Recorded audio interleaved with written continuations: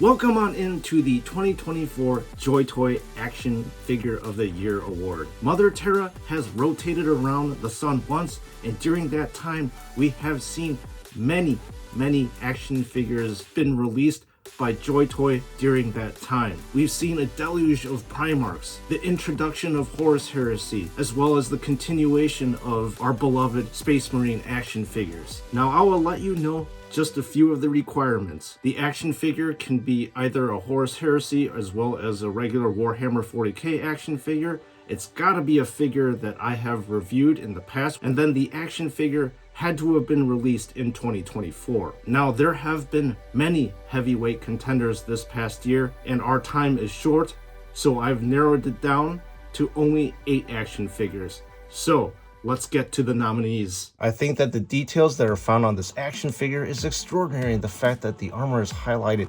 impeccably. These highlights almost make it seem like this action figure is glowing. Also, the mere fact that this action figure comes with no less than 4 different faces is fantastic for customization. I really love the lion's pelt on the back due to the shading as well as the vast extent of texturization. The coloration of the capes make this action figure look very velvety and soft. The level of detail on the Emperor's shield is fantastic as well. Unfortunately, this figure is not without its drawbacks. The first major issue is with the scabbard, which says Judgment, which is a pretty major misspelling considering that this action figure is extremely high profile. However, I had heard that the re-release of this action figure has solved this issue. As beautiful as these capes are, the major drawback of all this cloth or plastic is that they do a fantastic job of inhibiting movement. You're not able to rotate the arms freely due to the cape. Regardless, if you're able to get past these minor quibbles, this is still a fantastic action figure. The release of the Deathwing Knights was a huge thing because JoyToy introduced them as the new version 3 Terminator action figures with upgraded joints. This is especially evident in this pauldron area. But anyways, there are obviously 2 other Deathwing Knights, but I chose the best looking one, which is the Knight Master. One of the biggest reasons that I picked up these Terminators is the sheer presence that these action figures exude. You can tell he's a veteran with all the details on his pauldrons, as well as the brilliant painted Crux Terminatus. One of the most obvious drawing points on this action figure is the color of the armor. I love this solid bone color that has been accented with this tan at the edges. That is not to mention that this line of figures has a richly painted cape. The Flail of the Unforgiven also serves to make this Marine stand out from the rest due to this one-of-a-kind design. This is one of those figures which I really cannot think of any sort of drawbacks. It doesn't really have any inhibition of movement at all. How can you mention action figure of the year without mentioning Horus? This hulking beast of an ascended man should be at the forefront of everybody's mind. We likely owe the birth of the lore of our whole entire hobby due to this singular figure in Warhammer 40K history. There are many things to love about this action figure, including the high level of detail on the armor with all of its golden embroidery and the small attention to detail such as the flames on the knee, the worn, slightly tattered cape on the back, as well as the numerous highlights that are present on the monstrous wolf pelt draped over the serpent scales. The attention to detail on the face arguably exceeds other Primarchs that have been released. Another thing to love is the War Master's talon, which is wickedly sharp at the end and has full articulation, which is not found on many Marines. The drawbacks are not many, but there are some, which include the inhibition of full movement of this arm, as well as the head region due to the numerous hoses that are attached to Horus. Still, this is a figure that demands your attention and likely your purchase. Now, Leman Russ is another heavyweight contender for Action Figure of the Year. There are many reasons why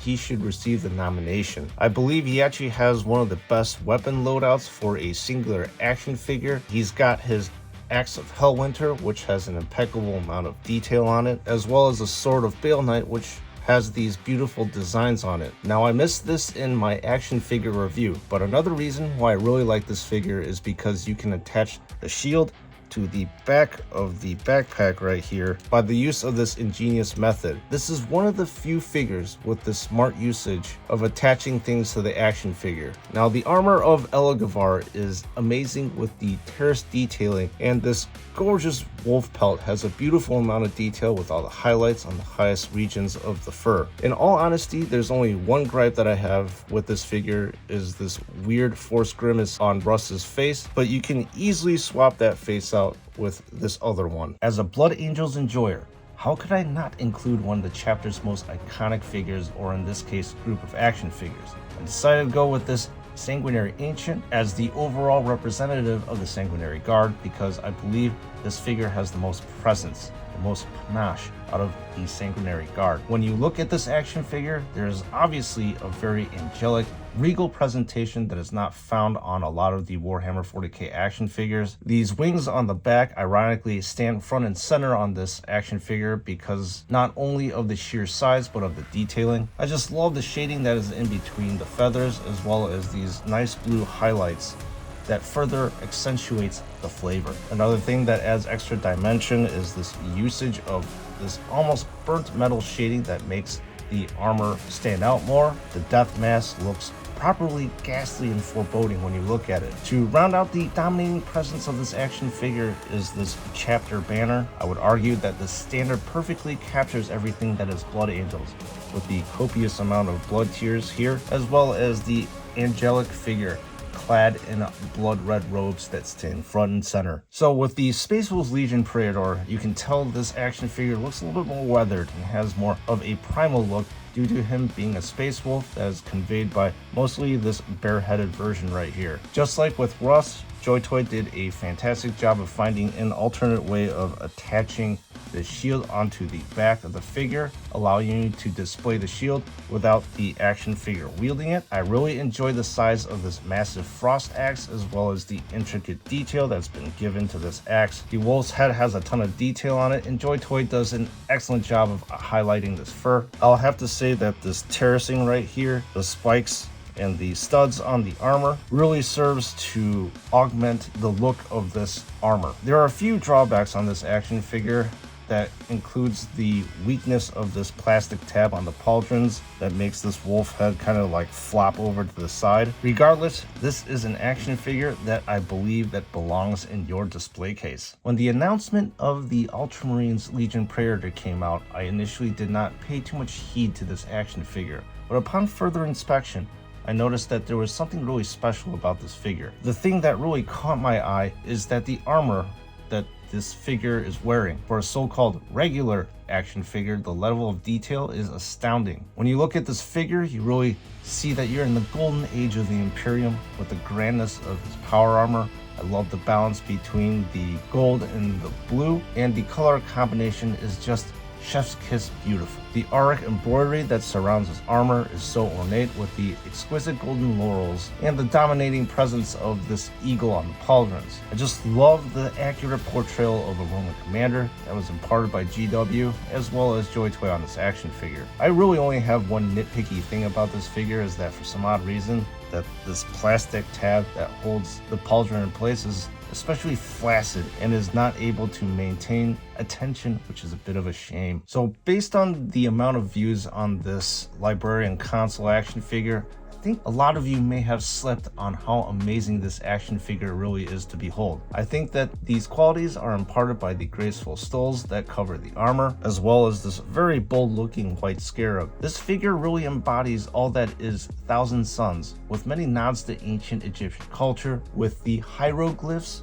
on the stoles, the head of Anubis on the helmet. Now, it is a shame that you never really get to see this region, but I believe that the best cape that JoyToy has manufactured is on the back of this action figure. I don't think any cape made to date has this amount of beautiful highlighting that gives this cape a luxurious velvety feel. However, there is one major drawback on this action figure which really hurts his contention, which is its mobility. A lot of the movement is restricted due to these two stoles that are affixed to the waist that unfortunately limits the movement about the waist. But regardless, this is quite the figure to look at in a display case. And the winner of the JoyToy Action Figure of the Year 2024 goes to Horus Heresy. It should come to nobody's surprise that this is the action figure of the year for 2024. I mean, just on my channel alone, in just 4 months, this action figure has amassed 26,000 views, which is insane in a 4-month span. Not even Gilliman or Johnson has even gotten this level of interest. I think that the people that have this action figure, this should come to no surprise because you get to see the presence, the domination of the War Master. All right, members of the chapter, inevitably in every single nomination for awards, there are going to be snubs. Action figures that you thought that should have been at least nominated, but were not nominated by me. Let me know in the comments section which action figures should have been on the list, and we shall have a nice healthy discussion about it. And with that being said, members of the chapter, you guys are amazing. It has been a fantastic year for this channel, and I thank you so much for your continued support here. We have seen some exponential growth for this channel, and I hope that this channel will continue to keep on growing, and this is due to 100% all of you who are watching this channel so diligently. As I say before in every single one of my action figure reviews, thank you so much for your comments, your likes, your subscribes, and just watching these videos. So what does the future hold for 2025? I think the sky is literally the limit with the action figures that may be coming out in 2025. And with that being said, thank you for watching again. I'll see you all next year, and then in the next one.